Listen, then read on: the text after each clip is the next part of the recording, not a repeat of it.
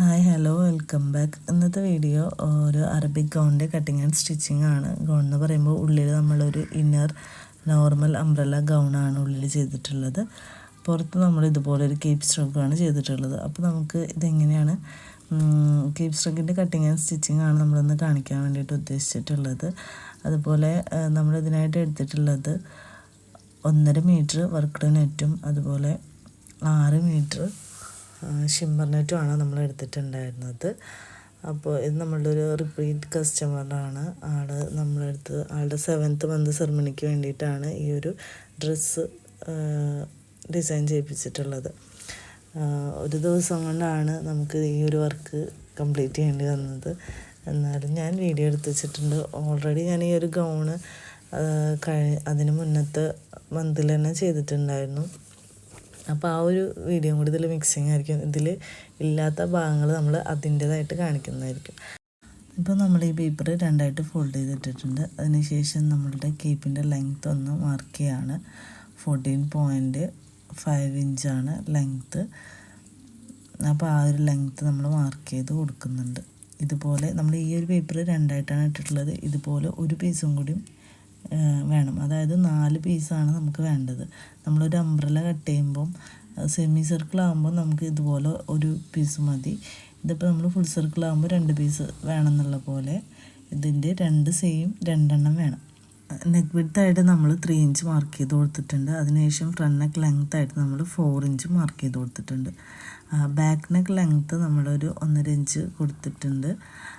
ആ ഒരു ഷേപ്പ് വരച്ചു കൊടുത്തിട്ടുണ്ട്.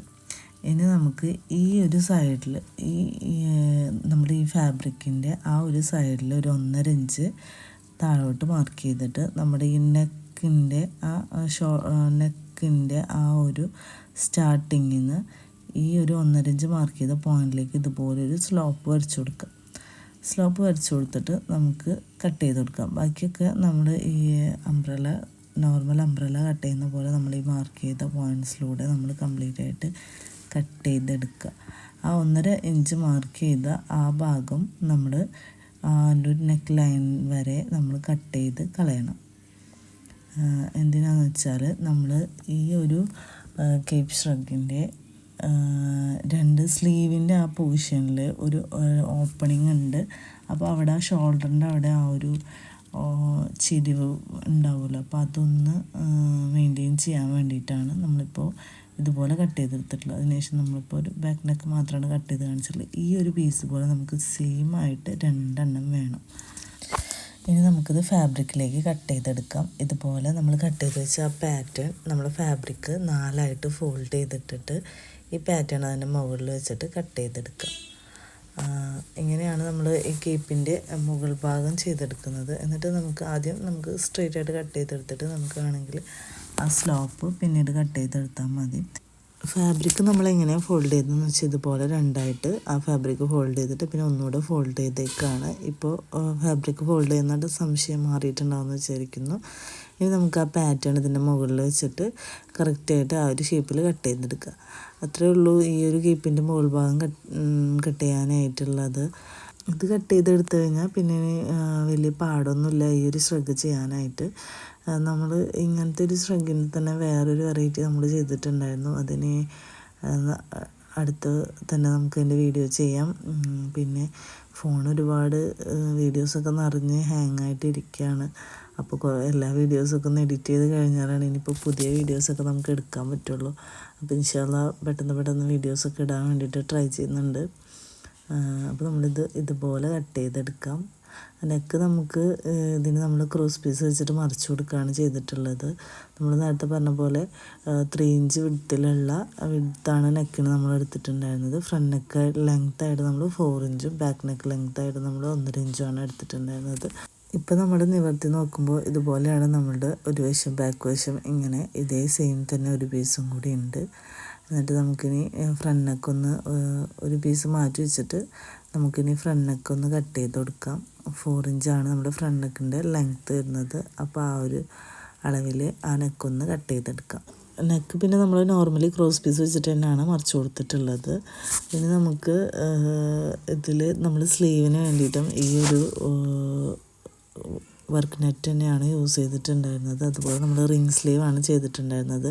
റിംഗ് സ്ലീവ് ചെയ്യുന്ന വീഡിയോ നമ്മൾ ഓൾറെഡി മുന്നേ ഒരു ഗൗണിൻ്റെ റിംഗ് സ്ലീവിൻ്റെ വീഡിയോ അപ്ലോഡ് ചെയ്തിട്ടുണ്ട്. അപ്പോൾ അത് കാണാത്തവരുണ്ടെങ്കിൽ വേണമെന്നുണ്ടെങ്കിൽ അത് പോയി കാണാം.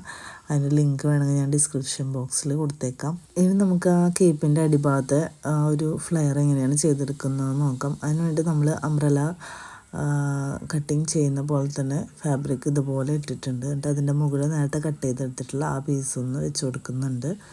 ഇനി അത് എങ്ങനെയാണെന്ന് ഡീറ്റെയിൽ ആയിട്ട് മറ്റേ വീഡിയോ വെച്ചിട്ട് ഞാൻ കാണിച്ചു തരാം.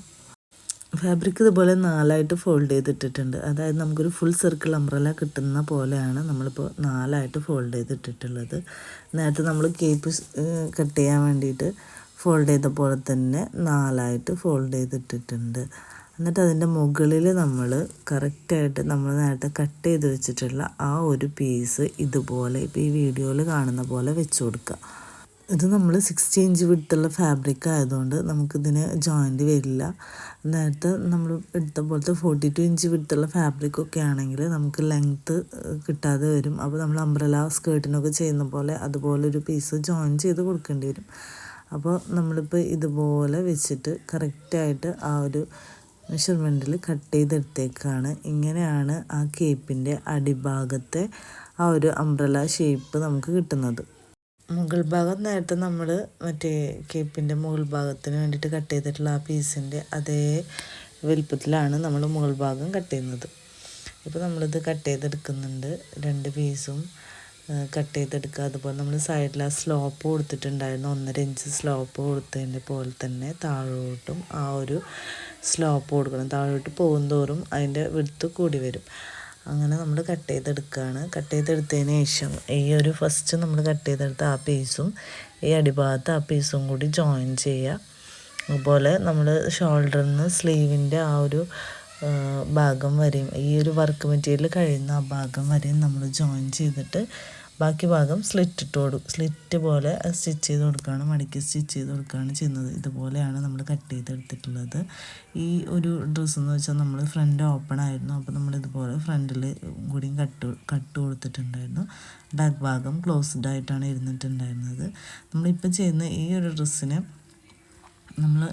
ഈ ഒരു ഡ്രസ്സിന് നമുക്ക് ഇതുപോലെ ഫ്രണ്ട് ഓപ്പൺ ഇല്ല, ഫ്രണ്ട് ക്ലോസ്ഡ് ആണ്. അപ്പോൾ അതിന് നമ്മൾ ഫ്രണ്ട് ഓപ്പൺ ചെയ്യേണ്ട ആവശ്യം ഉണ്ടായിരുന്നില്ല. അപ്പോൾ ഇതുപോലെ വെച്ചിട്ട് കട്ട് ചെയ്തെടുക്കുക. ഞാൻ ഒന്നുകൂടി ഇതിൽ കാണിക്കുകയാണ്.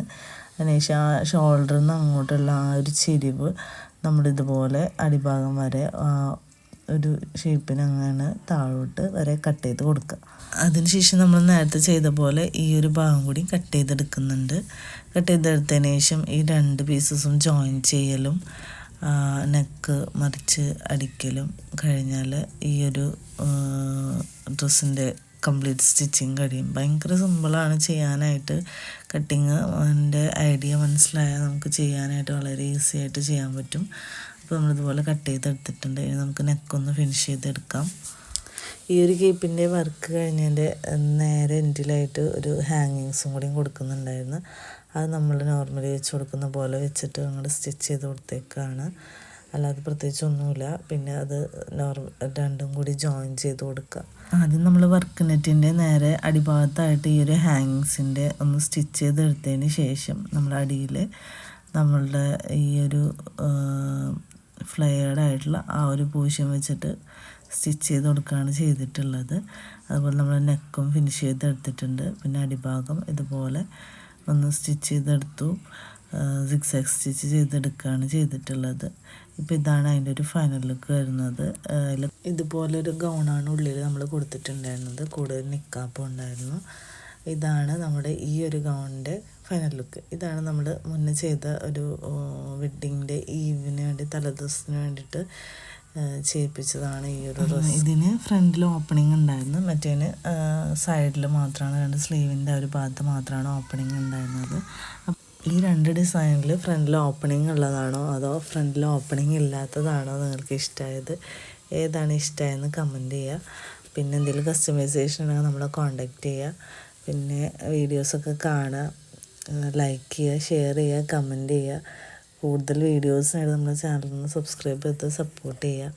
പിന്നെ ഇതുപോലെ കണ്ടിട്ട് ഇൻസ്പിറേഷനായിട്ട് സ്റ്റിച്ച് ചെയ്തവരുണ്ടെങ്കിൽ നമുക്ക് ഫോട്ടോസും വീഡിയോസൊക്കെ അയച്ചു തരികയാണെങ്കിൽ നമ്മൾ ഈ പേജിൽ കാണിക്കുന്നതായിരിക്കും.